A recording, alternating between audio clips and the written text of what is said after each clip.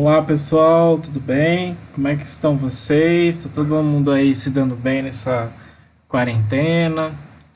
Conseguiu assistir às aulas, né, as videoaulas? Então vamos lá. Vamos falar agora de custo direto e custo indireto.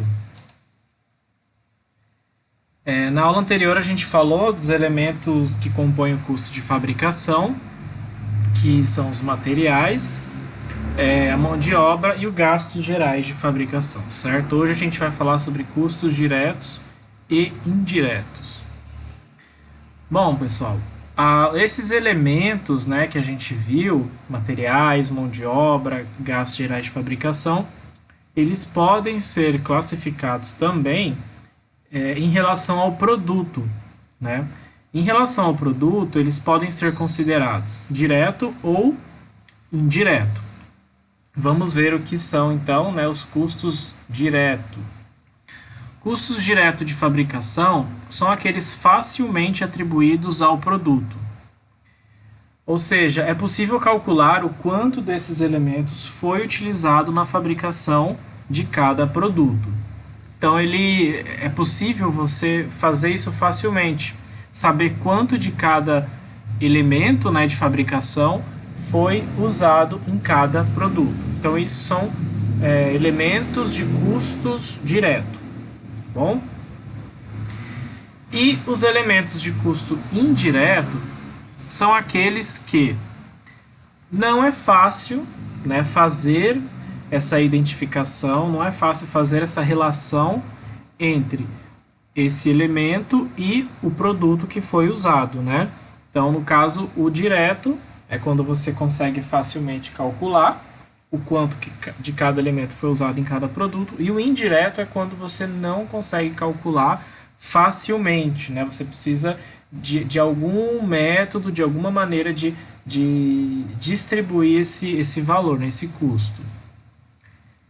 Então aqui, fazendo uns exercícios sobre aquele caso que a gente viu, né, na fabricação de doce de abóbora, o que a gente pode então considerar como materiais custos de elementos diretos e indiretos de fabricação? Bom, os elementos diretos que a gente pode atribuir aqui são aqueles materiais que foram utilizados, todos aqueles ingredientes, né? A abóbora, o açúcar, o cravo da Índia, né? Todos aqueles ingredientes que foram usados para o doce de abóbora, as embalagens, né? Os materiais utilizados.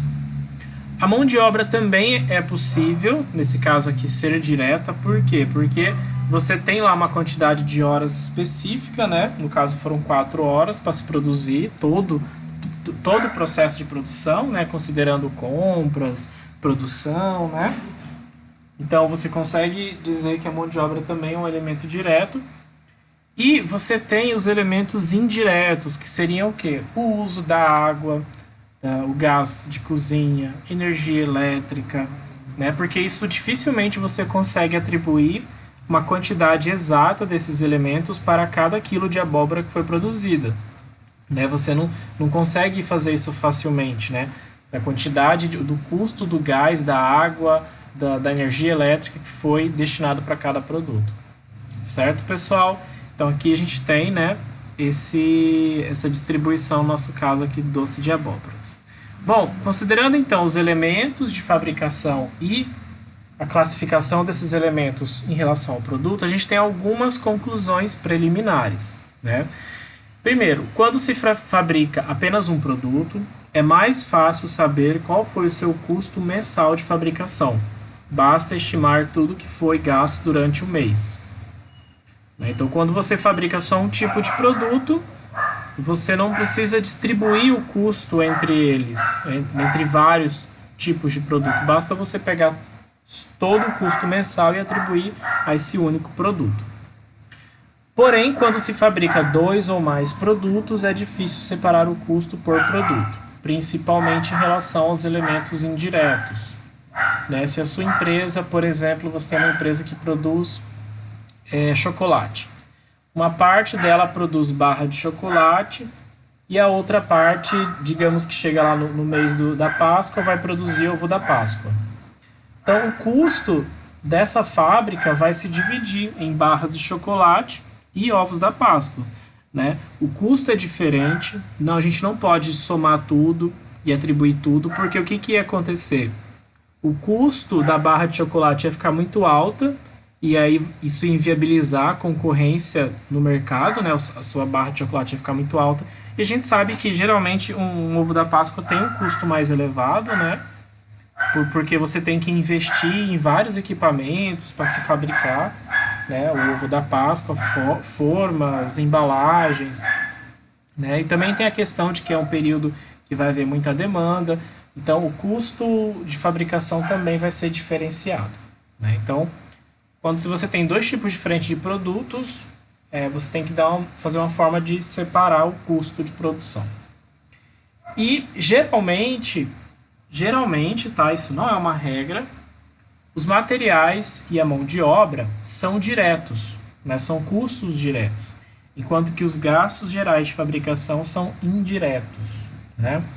Porém, isso é só não é uma regra geral, tá? Geralmente isso acontece, né? Mas existem casos em que esses três elementos, né, eles podem ter tanto uma parte direta quanto uma parte indireta. Por exemplo, mão de obra na linha de montagem do ovo da Páscoa. Digamos que eu tenho lá 4 pessoas trabalhando, 4 operários ali trabalhando, né? Por mês eu vou pagar um salário fixo para eles, né? E eu não consigo, por exemplo, saber quantas horas cada um gastou para produzir um ovo da Páscoa. Entende? Porque eles vão produzir vários ao mesmo tempo, é uma linha de montagem que não para, né?